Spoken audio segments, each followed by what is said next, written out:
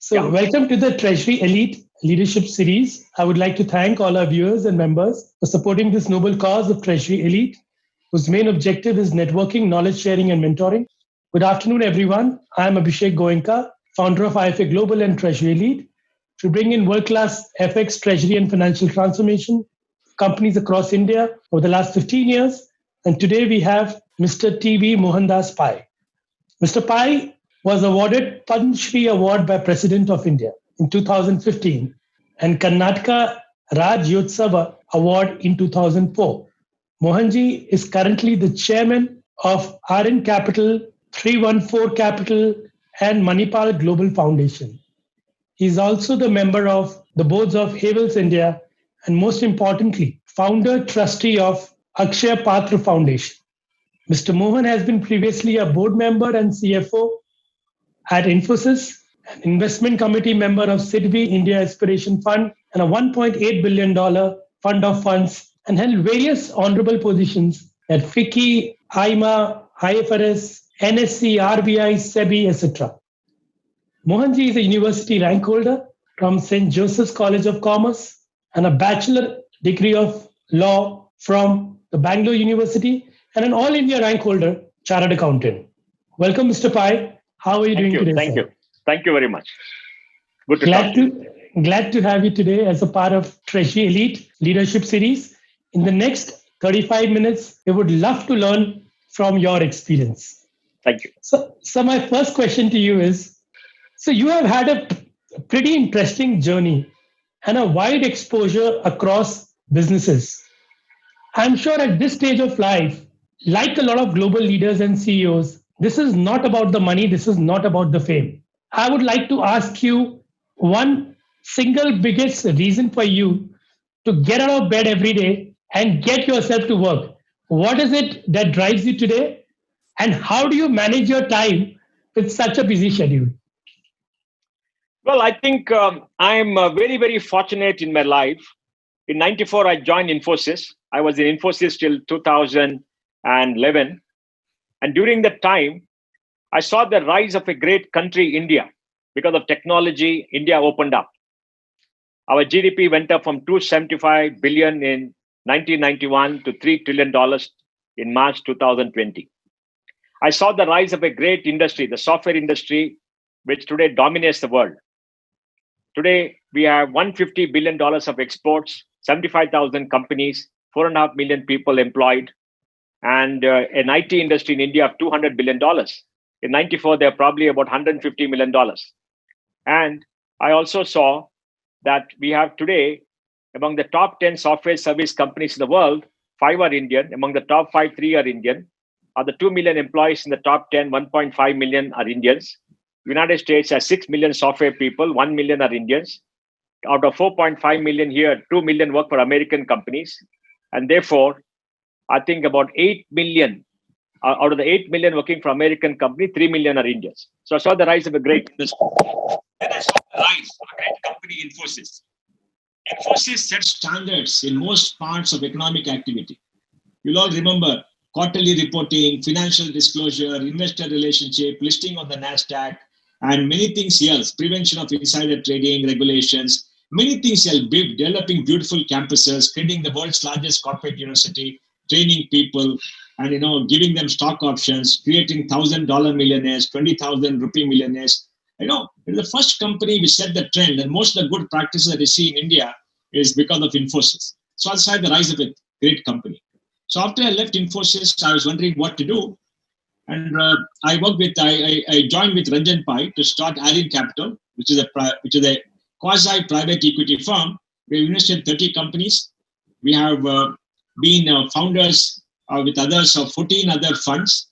And today we manage across 14 funds, 250 companies with $450 million investment, where we put a large part of our own money.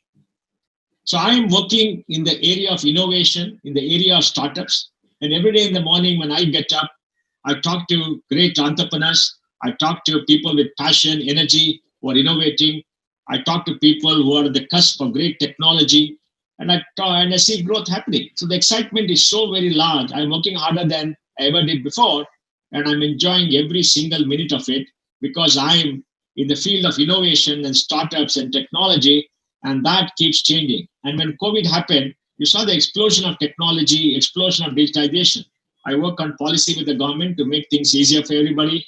I write a lot of articles how to make life better for everybody. So I think I'm enjoying myself more than ever, and I've been very fortunate. How do you manage time?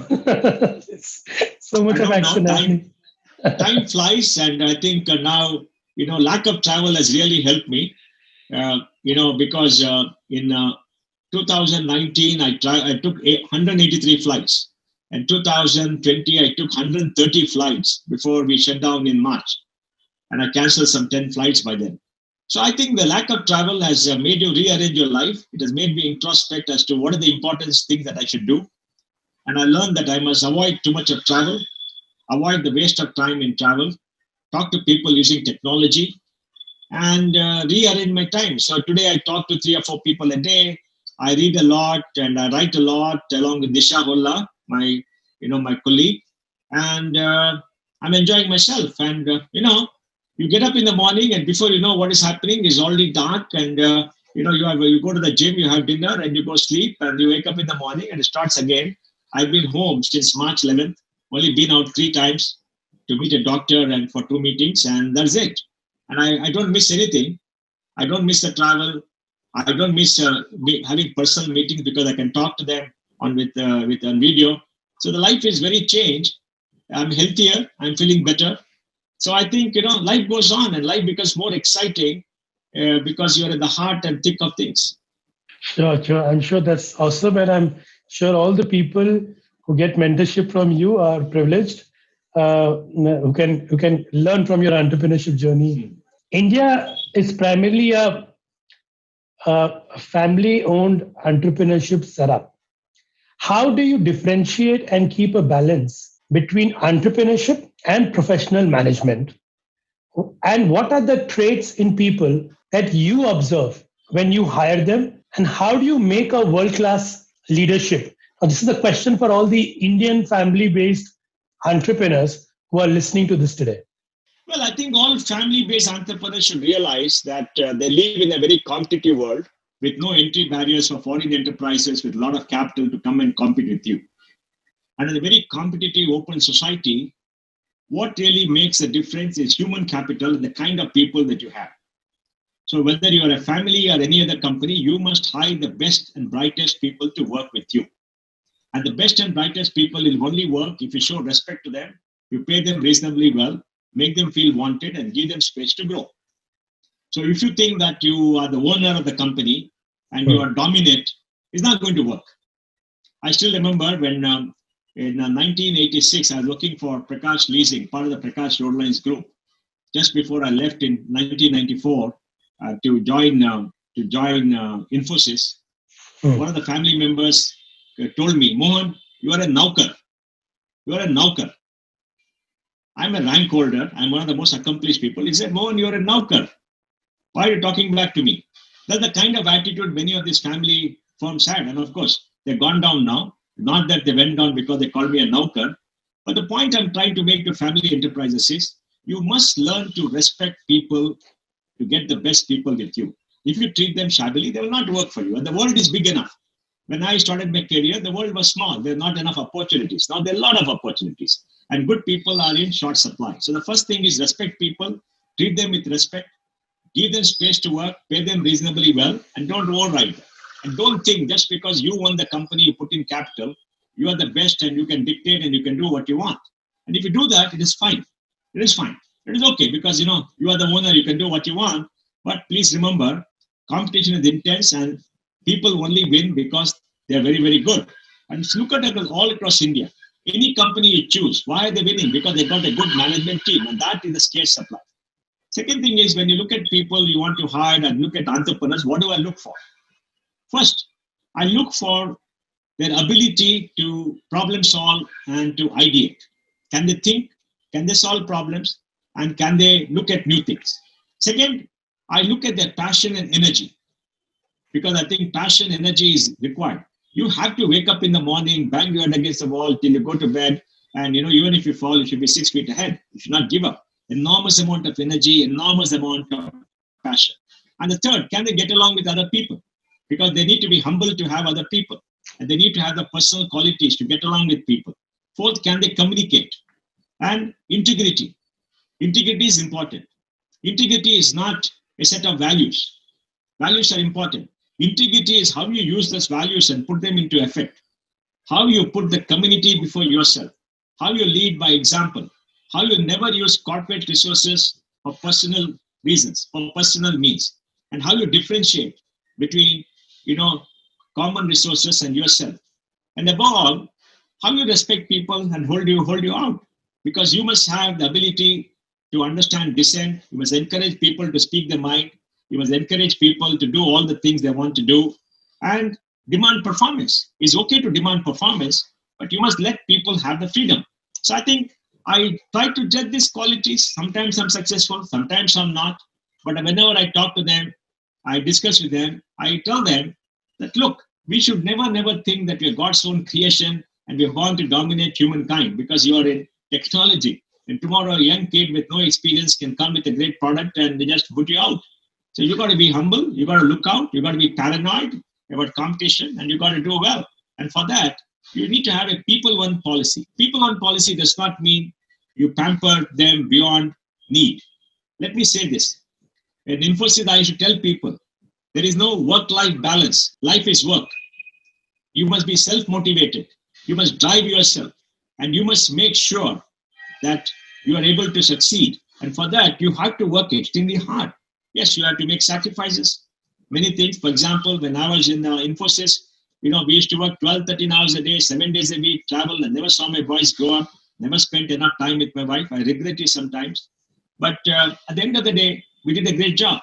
So I think you must have those personal qualities of head and heart to go ahead. And if you do that, you'll succeed. But it's going to take time. Don't get carried away by short-term success. If you get a high valuation short time, don't think that you deserve that. It just happened because of a set of circumstances. You have to deliver value, and value can only be delivered over a period of time by sustained hard work and innovation. Correct.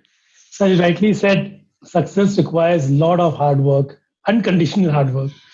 And so my next question is similar, sir. I feel success in life and in business does not happen till you know how to be conscious of your thoughts, have a crystal clear vision, be extremely flexible and nimble like a palm tree. What are your 3 learnings from your spiritual and leadership journey for the last many years?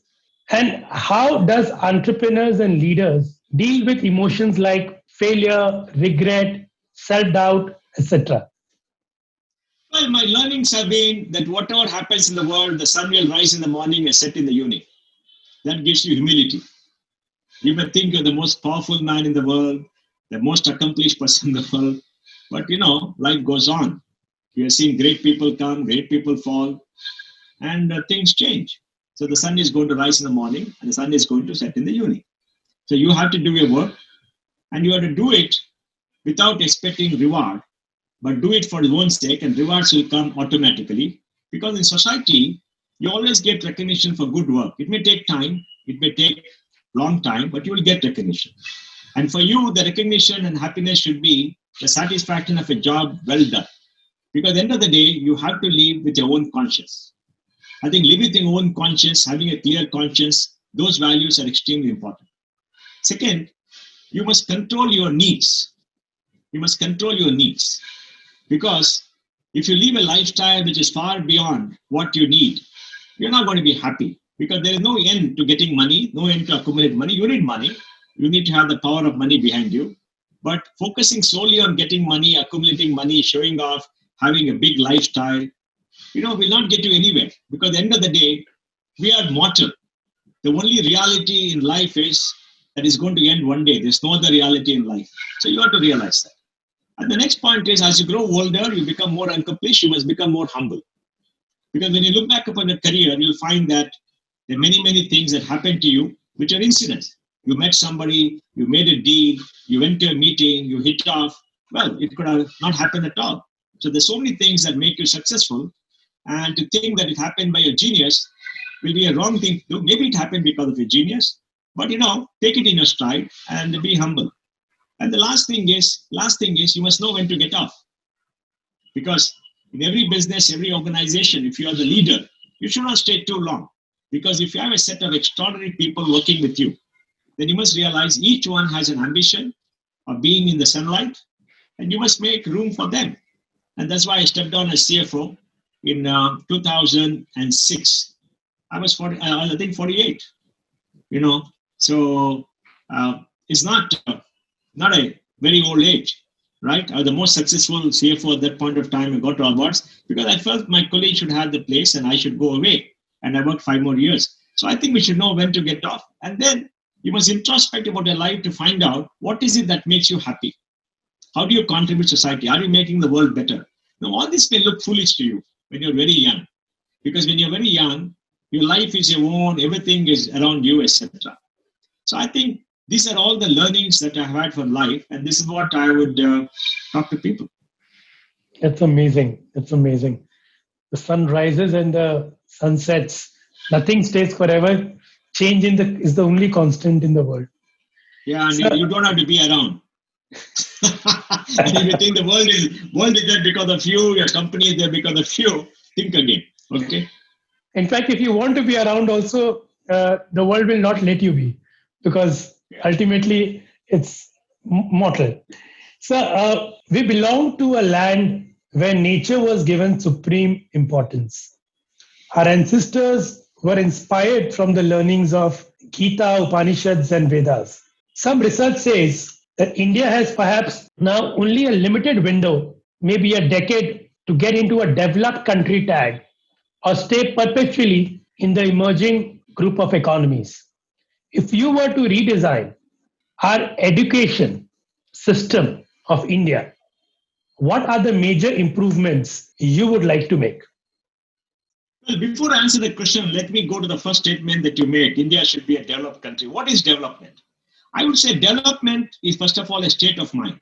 Correct. Second, in real term, development is when everybody has enough for their needs. That means there is food on the table for everybody. Everybody's got shelter, access to health, access to education, access to jobs, etc. It does not mean you become a consumption-driven society, which is ruining the planet. Why is climate change happening? Because we're consuming 1.5 times the Earth's ability to replenish itself. We are hurting Mother Earth. And why are we doing that? Because we are exploiting too much of resources. And we are going on increasing consumption which the Earth cannot sustain. And that is causing climate change, increase in temperature, not improving the quality of life, etc. So you got to rethink what exactly you need and what kind of society. To me, the first thing is there should be no want, there should be no hunger, and everybody should have the necessities of life. And after that, how they make of their life is something dependent on them. And like you said, we are a very old civilization. We don't have dogmas. India is the only civilization in the world where the scholar is on top of the totem pole above the soldier. Look at all of the civilization. The soldier was on the top. But we put the scholar on the top. You must remember, in the olden days, in the kingdoms, when the Raja sat at the throne, if the Rajguru came into his court, he will get down from the throne, go meet him, wash his feet, bring him with care, make him sit next to him on a chair higher than him. Why is that? Because we believe the true success of a civilization is knowledge, is accomplishment, is inner happiness, the discovery of who you are, not violence, not destruction, not conquering more and more, which is maybe essential, defend yourself. But we realize that each person has to go on his own path, realize his own goal, etc. That is civilization, we're very, very different. Do we want the Western model of development? No. Where the Western model of development is based on the conquest of nature, on subjugating nature, on exploiting nature. Our civilization based on living with nature, in harmony with nature, taking from nature what we want, but not taking too much, not destroying nature. So we lived in harmony. So we got to find a way which is sustainable. And the world is now talking about sustainable living. All around the world, everybody is talking about sustainable living because they're seeing the dangers of unbridled consumption. I think that is something that our civilization taught us, something that we must keep in mind. And when you talk about education, the most important thing I would like to inculcate if I'm the education minister is the spirit of inquiry in the minds of young people. In fact, the new education policy goes along the path very well, because the new education policy is trying to stop rote learning, is trying to stop too much of curriculum and information loading, and is trying to make young people think and giving them the flexibility to learn what they want. So I would use the policy to design a school system where children have more time to play, more time to think, more time to explore, more time to discover, and develop their faculties of reasoning, of questioning, and solving problems, and getting enough load of information, living their life in full, participating in sports, in dance, in music, in culture, etc. So they become better, accomplished human beings. It's a utopian idea, but it is something that all of us have to pursue in a very different way by reducing the load. And in a higher education, I would create a maximum amount of flexibility so every young person can design a course with their he she wants. Today, we're all stuck in certain courses, a BCom, a BA, a BTech, etc., where subjects are given to us and we can't choose. Why can't we choose what subjects we want? Why can't we create a system where there's great flexibility? Why can't I have a degree where I study nuclear science, I study dance, I play cricket, and I study logic, and I study, let us say, computer science, and I study particle physics, etc. Why can't I have all the subjects? And I design a course for me where I feel happy, because each one of us is very different. Most of us don't know what we want to do. So you must allow them the facility of exploring subjects to do in college so they enjoy what they're doing. They must enjoy, they must like, they must feel they're doing something important. And I think it's very important for every human being, because at the end of the day, what do you want in life? You want to be happy. You want to have enough around you so that you don't suffer from want, and you want to be happy, and you want to have a good existence where you feel you use your life well. So I think education has to be redesigned within the new education policy, and I would do that. And I would tell every young person, go realize your dream.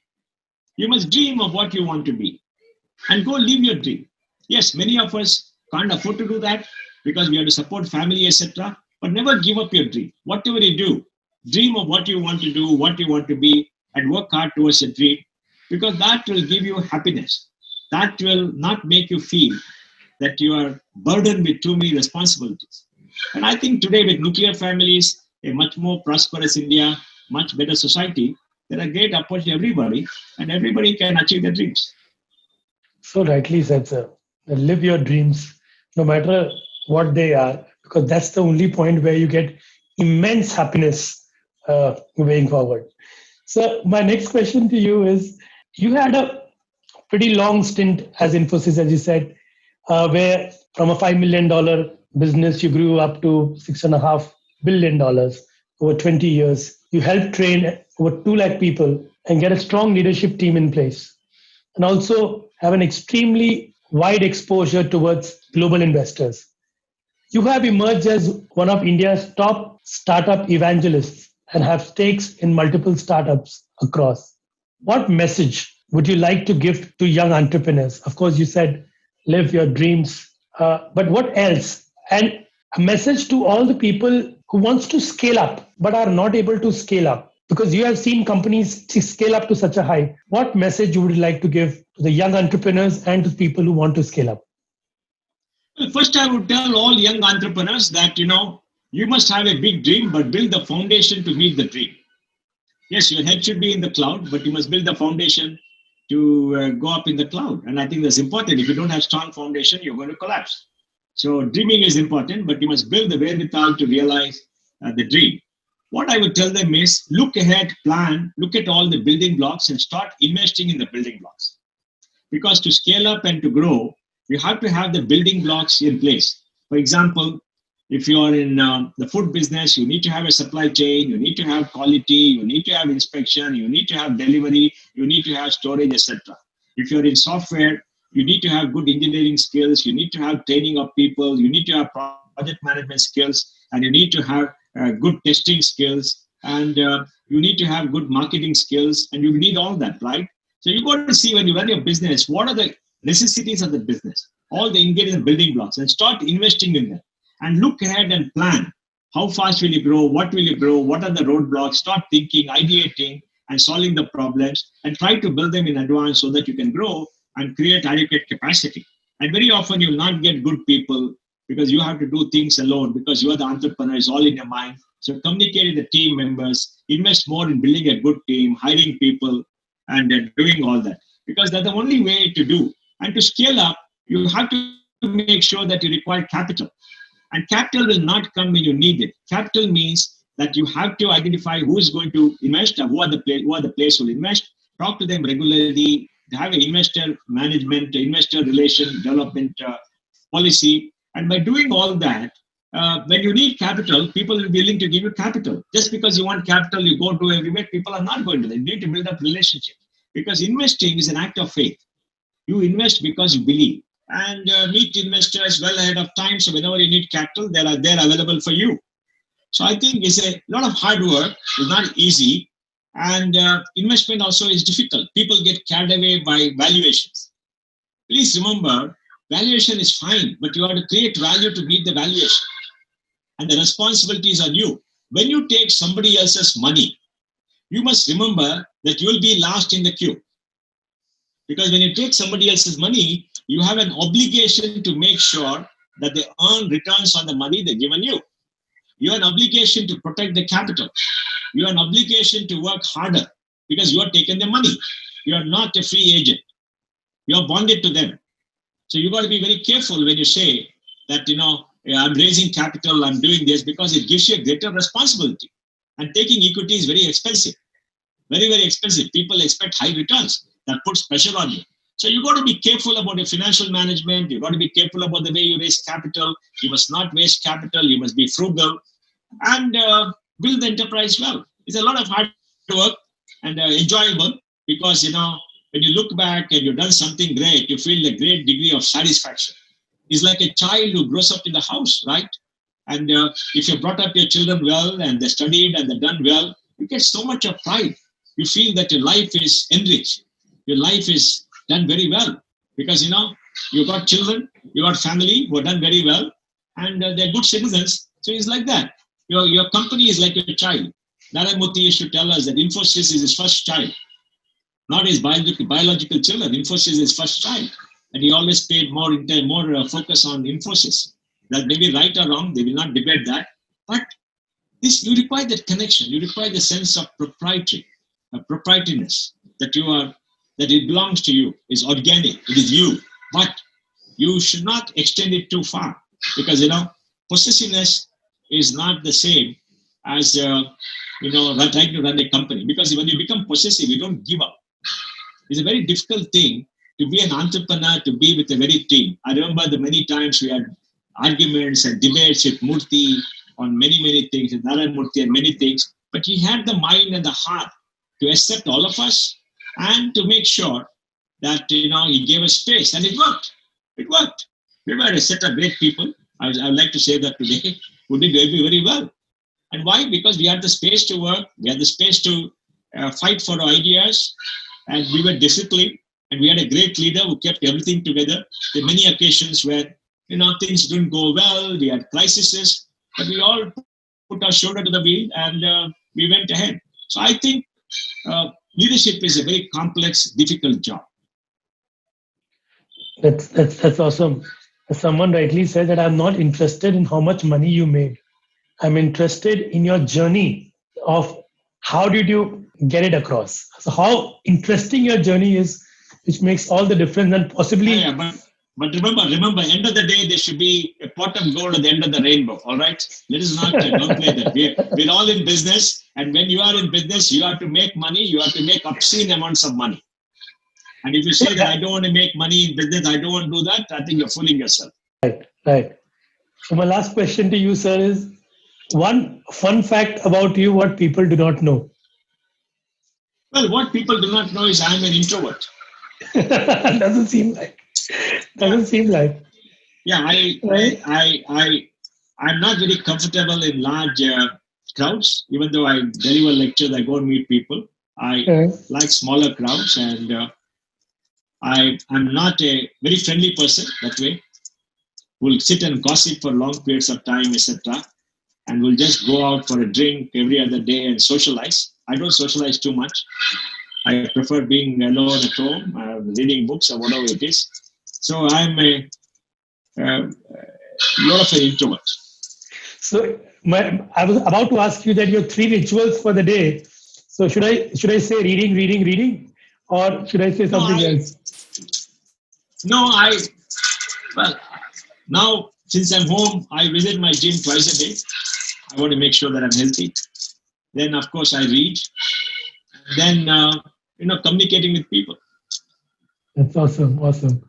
Thank you so much, sir. Thanks for taking us through your entire journey at Infosys, your journey and your thoughts about entrepreneurs, and a lot of your learnings about that making money is important. After that, you give it away, and your thoughts about disruption and technology. It was very, very useful for the audience, and I thank you so much for your time, all the time that you have taken out today. Thank you so much, sir. Good talking It's a privilege.